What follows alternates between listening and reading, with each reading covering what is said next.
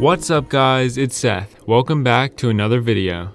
Today I'm going to show you 5 more ideas for super troops that I think would be good additions to Clash of Clans. Like I said in my last video, Clash of Clans currently has 9 super troops in the game, but there are still a bunch more troops that they could turn into super troops. So I'm going to show you all the stats and special abilities for these 5 new ideas that I have. I'm planning to make more videos with even more ideas for super troops, so if that's something you want to watch, make sure you're subscribed so you don't miss them. And if you haven't seen the previous video I made in this series, I would recommend checking that out after you watch this video. I'll have a link to that in the description and also a full playlist linked at the end of the video. So without any further ado, let's look at the first super troop. The first super troop is the Super Miner. Like all super troops, the Super Miner has a lot more hit points and also does more damage than a regular miner, but he also takes up more housing space. The Super Miner's special ability is called Health Mines. The Super Miner heals 100 health per second while underground. So every time the miner goes from one building to the next, he will heal at least 100 health, and the further apart buildings are, the more he will heal up. The Super Miner does 200 damage per second, and he takes up 14 housing space instead of the normal 6 housing space.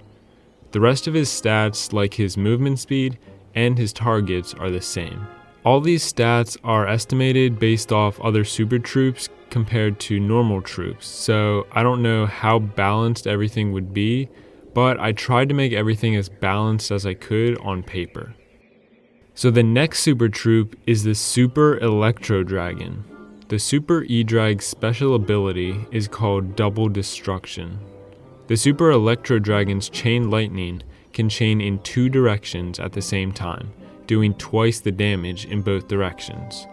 So if buildings are grouped up, branching off in multiple directions, the Super E-Drag will be able to hit twice as many buildings at once. I don't know how complicated the AI for something like this would be, but I feel like it would be pretty complicated. The Super E-Drag will do 660 damage per second and will have 7,500 HP. When the Super E-Drag is destroyed, it will do 500 damage. It will take up 50 housing space, which would make it the biggest troop capacity in the game. Like I said earlier, I don't know how balanced this would be. I've seen some pretty crazy attacks with E-Drags, and the Super E-Drag would do twice as much destruction. I originally had it taking up 45 housing space, but I bumped it up to 50, so you wouldn't be able to take as many E-Drags in your army. At Town Hall 13, you would be able to take 6 Super E-Drags, which would completely fill up your army camps. So if you wanted to take other things like balloons, you would have to sacrifice one of those E-Drags. The movement speed as well as the rest of the stats are the same as normal E-Drags. My third super troop idea is the Super Yeti. The Super Yeti's special ability is called Icy Yeti Mites. The Yeti Mites are bigger and stronger and will freeze any defenses they attack for 2 seconds, along with doing damage. So the Super Yeti will spawn bigger Yeti Mites, but instead of spawning 10, it will only spawn 5. That means if all the Yeti Mites make contact with defenses, they will freeze them for a total of 10 seconds. The Super Yeti Mites are really similar to an Ice Spirit in Clash Royale. They can be really helpful in situations like when a single target Inferno locks on to a Super Yeti. The Yeti Mites can target the Inferno Tower and reset it with their freezing ability. The Yeti does 540 damage per second and has 6,500 hit points. It will also take up 40 housing space, just like the Super Witch. The Yeti Mites will have 700 hit points and will do 100 damage per second. The movement speed of both the Yeti and the Yeti Mites will be the same as the normal versions. My next super troop idea is the Super Hog Rider. The Super Hog Rider has a really cool ability called Fighting Hog. Even after the Super Hog Rider dies, his hog continues fighting in his place. So when the Super Hog Rider dies, his hog stays in the battle with 1000 hit points. The Super Hog will headbutt all buildings, not just defenses, doing 150 damage per second. Also, after the Hog Rider dies, the hog gets a slight movement speed increase because he's not carrying the Super Hog Rider anymore. The Super Hog Rider has 2000 hit points and he does 400 damage per second. His movement speed is 24, but after he dies, his hog speed is increased to 26, and the Super Hog Rider now takes up 15 housing space instead of 5. The final super troop is the Super Golem. The Super Golem's ability is called Stun Punch.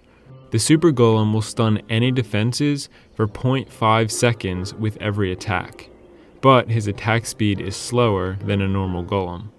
The Super Golem will not only stun defenses for 0.5 seconds while attacking, but it will also stun any defenses near it for 1.5 seconds when it dies.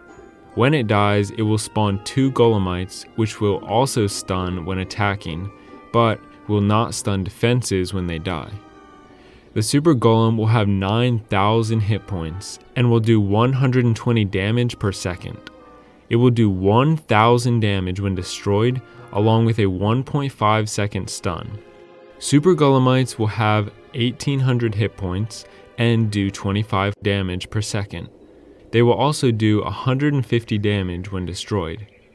The Super Golem will take up 45 housing space, and both the Super Golem and Golemites will have a movement speed of 12, and the rest of the stats will be the same as a normal Golem.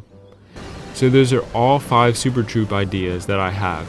Let me know what you thought of the video down in a comment, and don't forget to subscribe so you don't miss any of my videos. And if you enjoyed this video, make sure to click the like button.